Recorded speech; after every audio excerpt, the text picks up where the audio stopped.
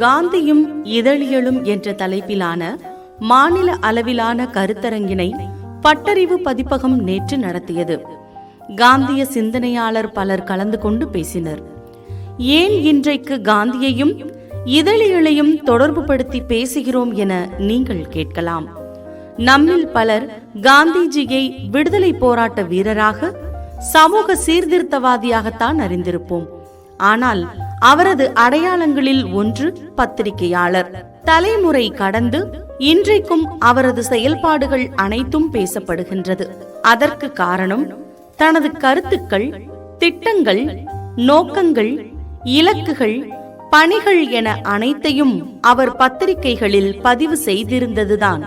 காந்திஜியின் சிந்தனைகள் இன்றைய சூழலுக்கு உகந்ததா இல்லையா என்ற விவாதத்தை நாம் நடத்த வேண்டுமென்றாலும் கூட அவர் பொறுப்பேற்றிருந்த இதழ்கள் வாயிலாக மட்டுமே அது சாத்தியமாகும்.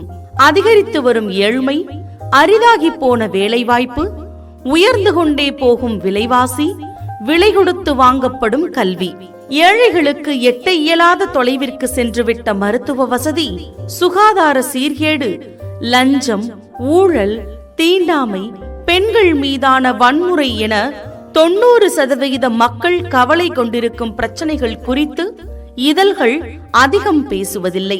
அதற்கு பதிலாக சினிமா, கருத்தியல் இல்லாத பரபரப்பு அரசியல், பொழுதுபோக்கு, கிரிக்கெட், வன்முறை, ஜோசியம் போன்றவை இதழ்களின் பெரும்பான்மையான பகுதிகளை நிரப்பிக் கொண்டிருக்கின்றன. உண்மையை சொல்வதானால் இன்றைக்கு பரபரப்பை விற்பதும் பக்கத்தை பணமாக்குவதும் தான் இதழியல் என்றாகிவிட்டது. சில விதிவிலக்கு இதழ்களும் உண்டு.